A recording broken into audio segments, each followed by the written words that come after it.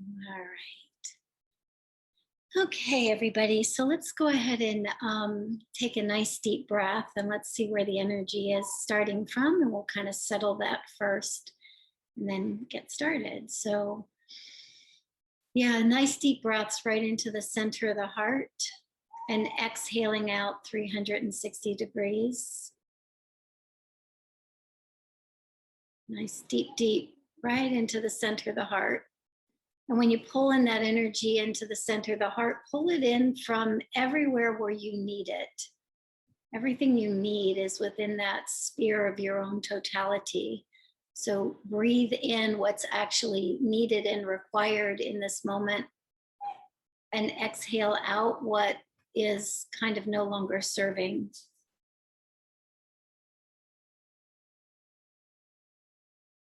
Here we go. One more time, deep into the heart. And exhaling out what's no longer serving.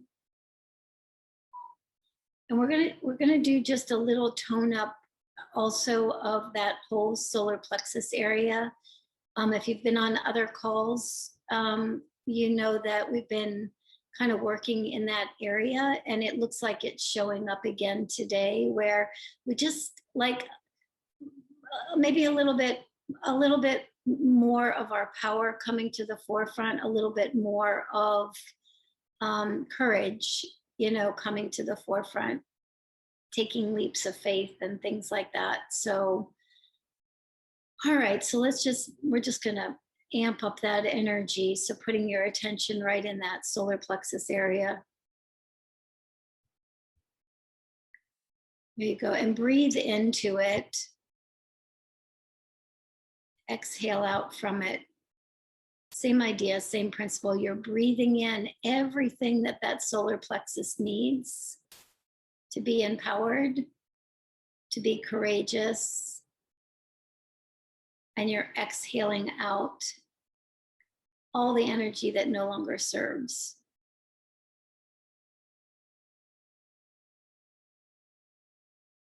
Yeah, there you go. All right. All right. So when you're ready, let's just bring your gaze back. Yeah, lots going on in the solar plexus for sure. So powering up, powering up. So Sharon, do you have questions in the chat? I do. Okay, great. First question is, I would like to hear more on the new kind, child coming in, given the current state of affairs where people feel justified in telling another what to do based on take one for the team attitude. What suggestions do you have for parents with honoring these children? Right. So, well, the new kind, as far as I can tell, they have been pretty much conceived right before or within lockdown. And so many of these kids have been born just, within the last, I don't know, 3 or 4 months, so 5 months maybe. And every single one of those kids, or at least, again, I have to be cautious when I say these things, because I did this with children diagnosed with autism too, and the kids that come to me, the people that are gravitating towards, gravitating towards me, and the parents that are gravitating towards me are having children that I've heard are called the new kind. And when I asked about what that new kind was, it was about loving kindness. That's really part of their makeup. And not only was it loving kindness, but there was an old geometry, like the flower of life is a geometry that we've all kind of worked with and lived in for quite some time. And there's a new geometry that they were showing me that they were holding in their DNA and in that template, which was, I would say, the best way I can describe it, it's more balanced in the masculine and feminine energy. It's more, and so they're coming with loving kindness and all these other kinds of things. And, again, a lot of times we can say, oh my gosh, why bring children to the world right now? It's kind of crazy. And, you can hear that kind of conversation out in the world as well. But we have to remember that we've got the human experience going on, and then we've also got the bigger experience going on, the spirit experience going on. And so anytime the human experience is in need of a new reality or a new way of being, guess what? We call them in our very children. We call it in collectively and personally. And those children literally come here and get anchored on this planet so that they can seed something new. And that's exactly what's starting to happen. And so we're just now at the beginning of this new population where we're just starting to get the trickle in, right? But just like other populations that have come in before, they start as a trickle and then they start coming in mass. So we're really seeing this population show up the very beginning. So as far as how to support them, we want to support that consciousness and what they actually hold. Again, in every single moment, if we are instilling loving kindness, if we're instilling compassion into these kids, they're going to absorb it and take off with it. I mean, they're going to recognize it as what they actually are, and they're going to move in their life and their reality from that. So in any way that you can instill that loving kindness. You said something about people people kind of asking you to take one for the team and that kind of thing, and just kind of go against your principles and things like that. And again, can we, in regards to these children, can we teach our children as they're growing and as they're maturing that all kinds of people have all kinds of different ideas about why they're doing what they're doing, right?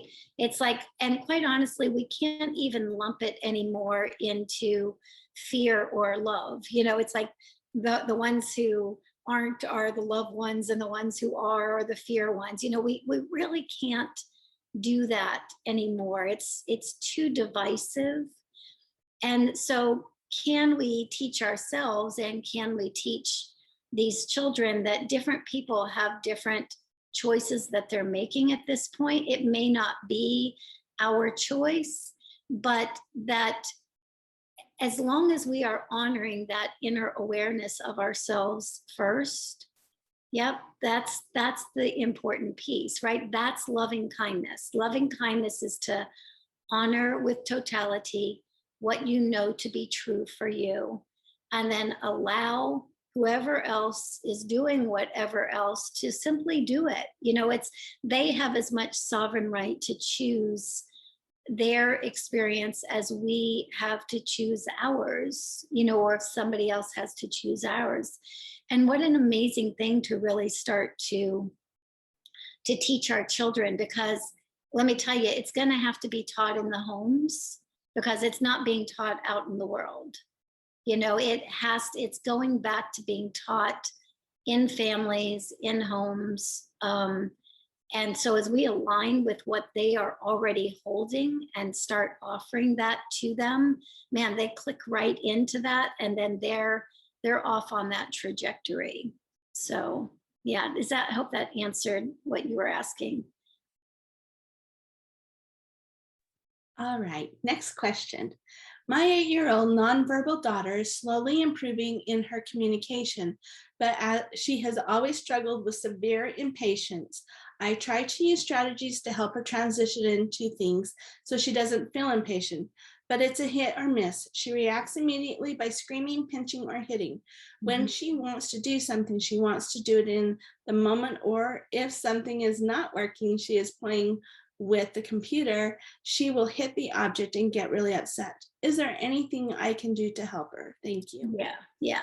So first, let's understand that, especially, in this case, when your daughter is still, in many ways, let's say, more connected to like a source energy or a more subtle energy than she is connected to her physical body, in that reality, um, let's say in that reality, things are pretty instantaneous, right? It's just like when you're a little person, you don't understand why you can't have something in the moment, because you've just come from that source reality, or you've just come from a more subtle reality into form. And in that subtle reality, you know, it's, there's not this division, there's not this slowing down of time that that slows down manifestation, right? Slows down creation. So first, let's just understand that where she is coming from, and where she still resides most of the time, there is a, let's say there's an energetic expectation that something can happen almost instantaneously, right? So let's just acknowledge that. That's what her, let's say that's what her view is.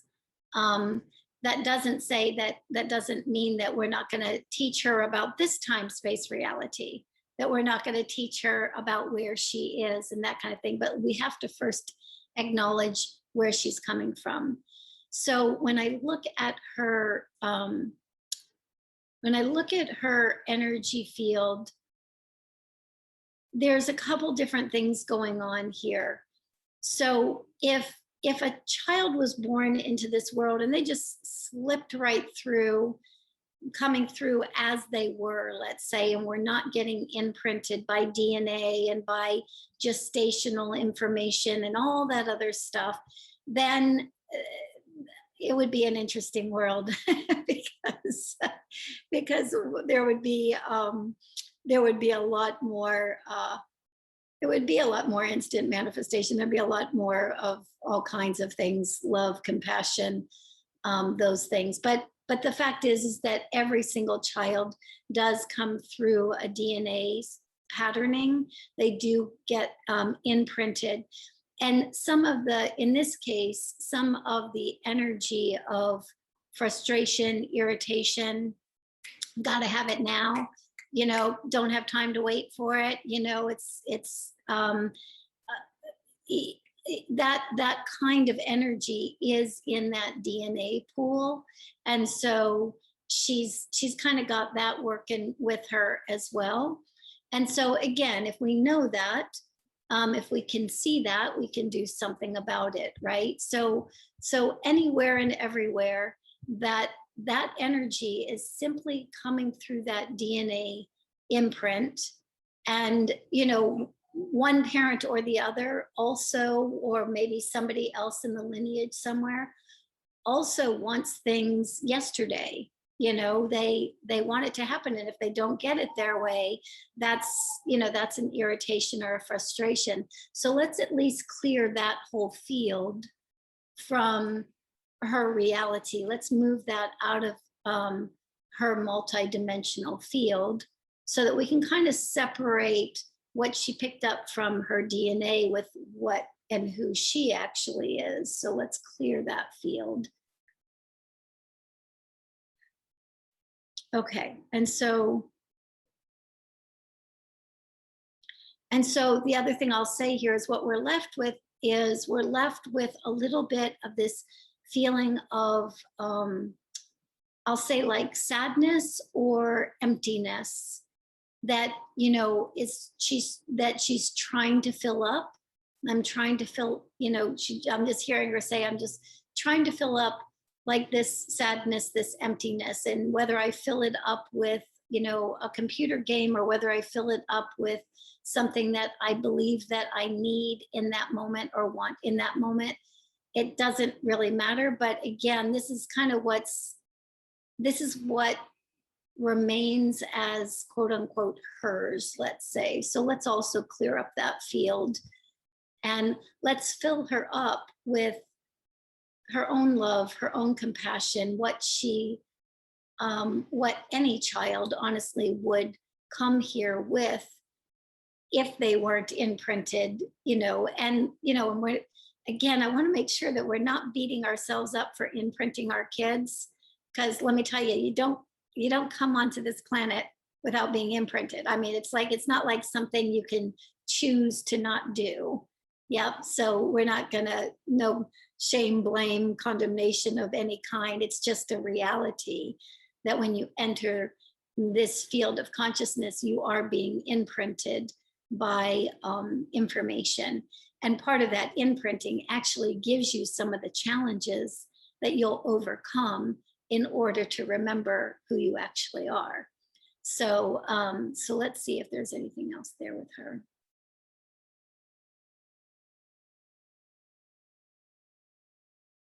She, you know, I think for her that there's a lot of that sad feeling or that emptiness feeling, that sadness is around safety. And so I just heard her say that she felt safe, that whatever we're talking about here in this energetic field, she was having that sense of safety. So those may be some words that you want to use with her when she's, you know, when she's demanding, instead of trying to figure out what you're gonna give her or not give her or whatever. I think the words she really needs to hear is, "It's okay, honey, you're safe," right? Because we're looking at why she's asking for something, not what she's asking for. Yep. So you're okay, honey, you're safe. You're safe. I've got you. That kind of thing. Fills up that sadness, fills up that emptiness, and then it's, yeah, that need isn't quite as intense. So yeah, see how that goes. The mom says thank you. Yeah, you're welcome. In addition to that child, the mother said that she started pulling her hair last night, which is something that she does when she feels stressed or uncomfortable. Yeah, it's when she feels unsafe. Yeah, so that makes perfect sense. It goes hand in hand with what we were just saying. It's, you know, like, I mean, like literally pulling your hair out, you know, it's like, it's like I can't, you know, I can't get what I need. I can't get what I think I need. You know, it's like, again, that was part of the DNA imprint. And then it was also part of just, yeah, her being where she is most of the time energetically, and where she's trying to be. So you can imagine it's pretty hard to bridge that gap. So yeah. Okay, this question is, our son has been hitting me in the face with his when he is tired, and last night he hit me with a fire truck. It happens all the time throughout the day with me, much more than his mom. Any suggestions? I'll just tell you what I heard, and then take it as you will. So, and I'm not in any way condoning being hit. You know, it's like it's not about that. So we're going to address the hitting part of things, the physical part of the things. But it's almost like it's a wake up. It literally, that's the only way I heard it. It's like, wake up, wake up, wake up. It's like, it's a fire alarm. It's an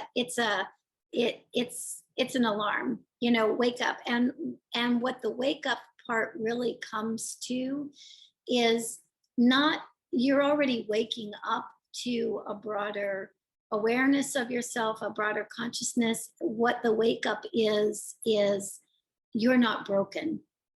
That's just the way I'm hearing it. It's like there's whatever you think is wrong with you, or quote unquote broken about you, whatever you feel like was that you don't seem to be able to do anything about, you know, he's saying it's not true. Wake up, wake up, wake up is what he's saying.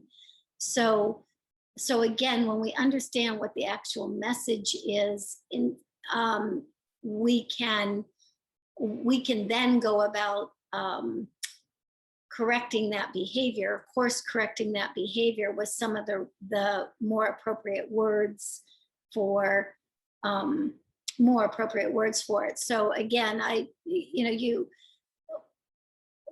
we don't let anybody hurt any of us. Nobody, we don't allow anybody to hit us. We don't allow anybody to harm us in any way. It's part of our own awareness that we are, that's it right there. Whatever you got hit with early on in your life experience, and everywhere where you got hit with it, it's like your son's kind of saying that, really wake up to the awareness that whatever you got hit with is not you. It's not your true identity. And so we literally want to say that to him. Okay, I'm awake. Okay, I got the message. I'm hearing what you're having to say. I'm, whether you're saying, I can't allow you to hit me because I value me, right? I'm not allowing you to hurt me because, you almost, what you're really saying is, not allowing you to hurt me because there's nothing wrong with me. I don't need to be punished. I don't need to be hurt in the same way I may have been hurt earlier on in my life.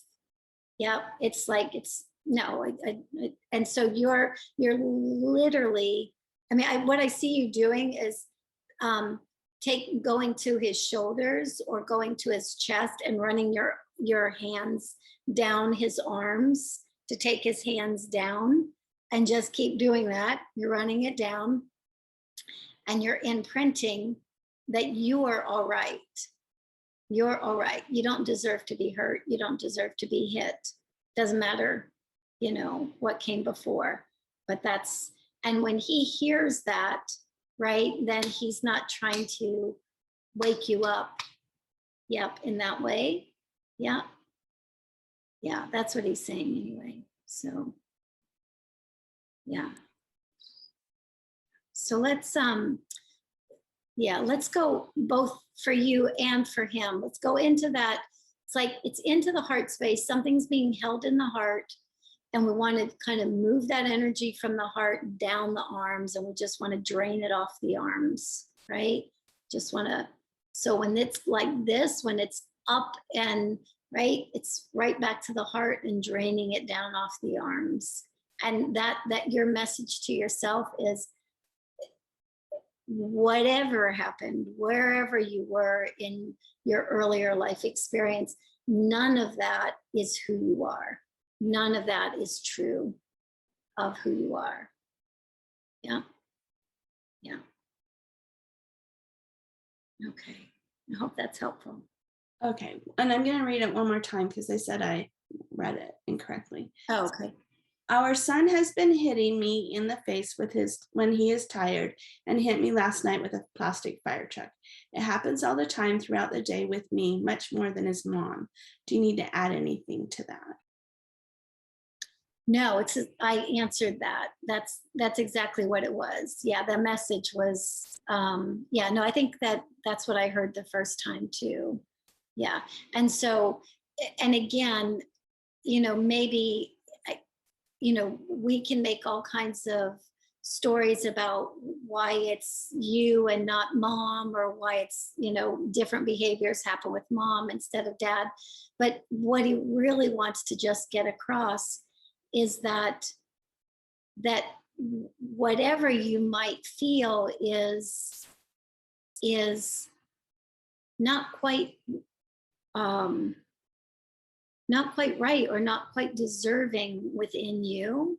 It's just not true. It's a story from your childhood that's still imprinted, and so, I had a kid a long time ago James, I can still see him. He's just gorgeous, brown hair, big blue eyes, and he would be in a classroom with all these teachers and aides. And I think there were 5 kids in the classroom. There were probably just as many adults, if not more adults, than there were kids in this particular classroom.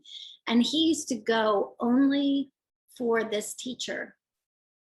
And he would hit her. He would jump up and pinch her. He would reach out and do something, but not to anybody else. And of course, she was taking it really personally.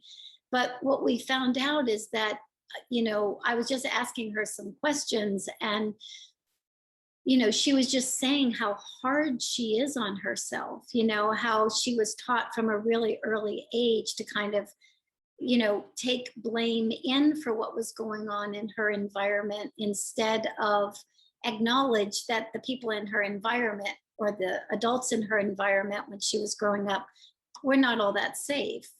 Right. So she took it all in, and she's like, okay, now she becomes the brunt of all that energy.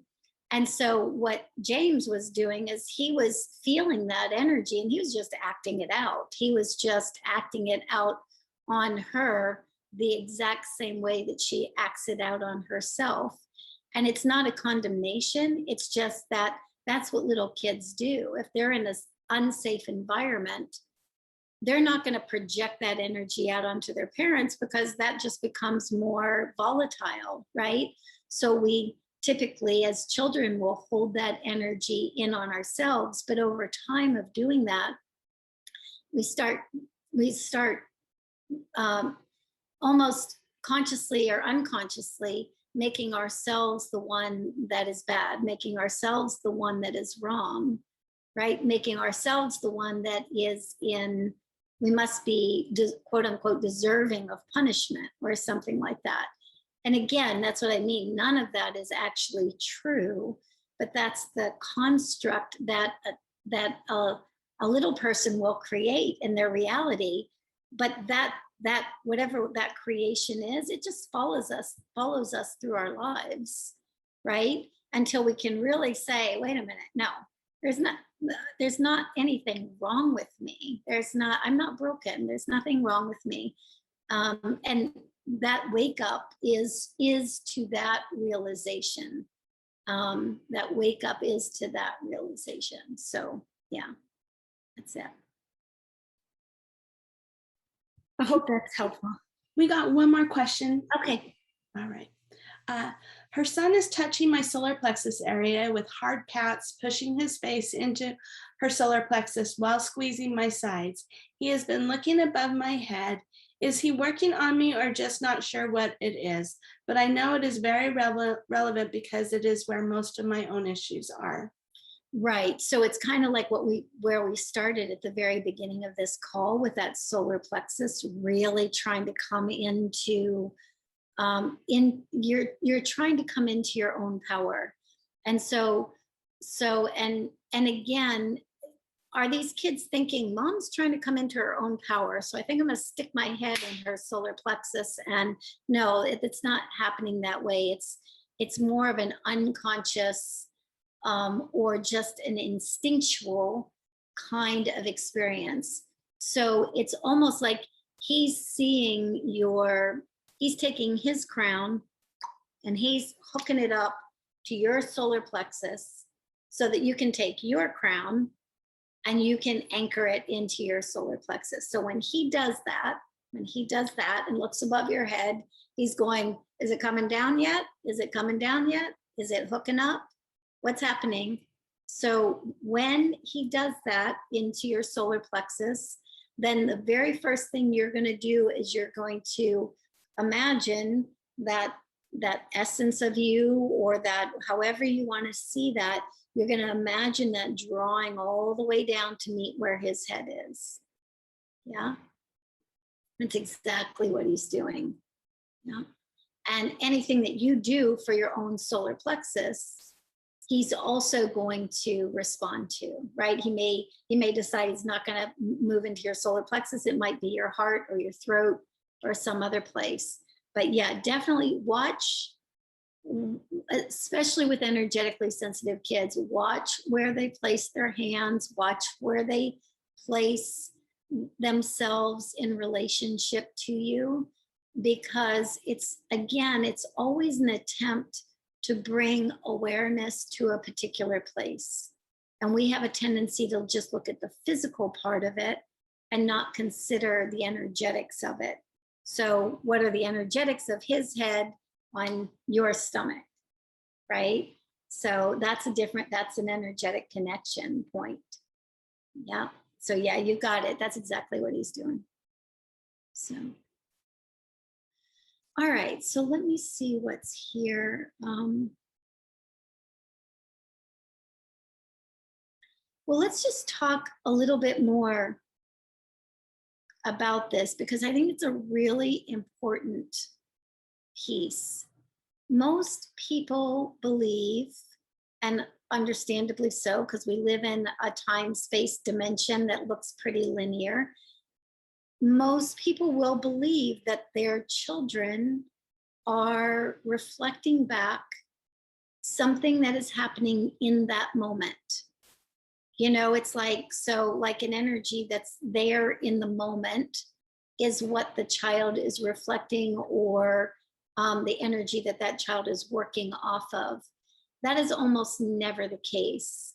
What the child is actually working off of is information that got imprinted early in our lives that has never been fully integrated. That's never, and by fully integrated, I just mean that piece of us has never been fully loved.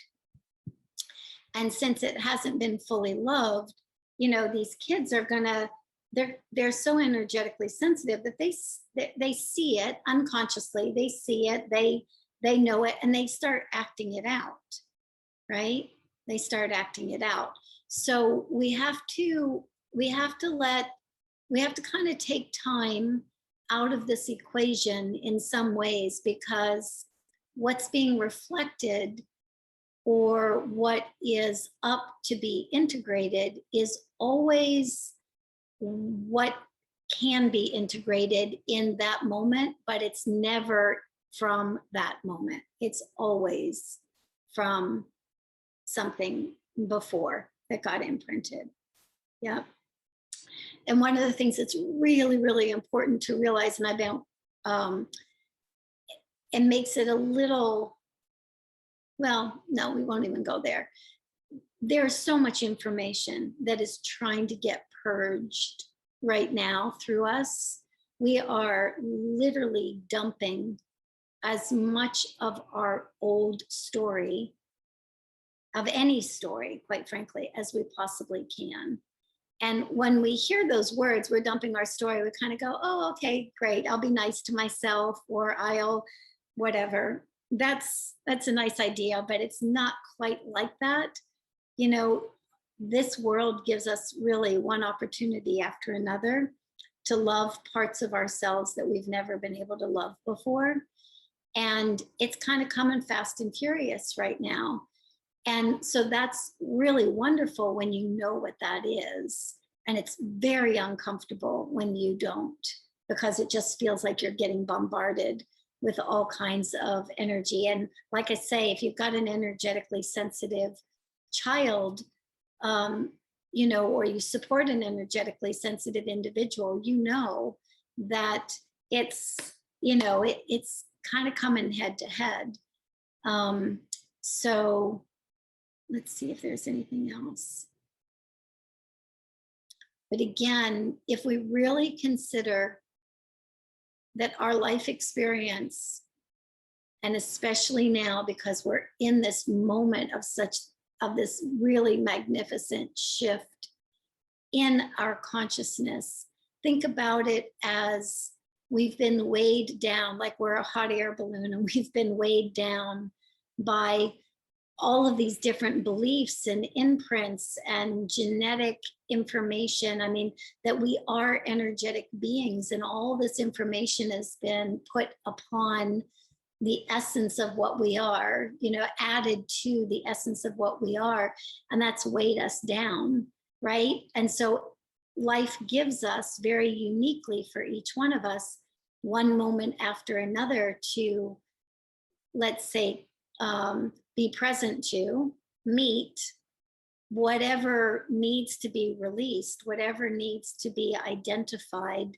whatever needs to be loved. And every single time we do it, we throw something out of that basket of that hot air balloon, and we start our frequency, our consciousness, we go into a whole different dimensional reality, right? We live from a whole different place. And ironically, we start living in some ways from the place where the kids are hanging out in the first place. They're kind of going, come on, dump it, dump it, dump it, and then rise up to meet us. I'm not saying that they don't have some of their own stuff. They do, but they don't get imprinted quite the way that we got imprinted, right? So, yeah, I hope that's made sense.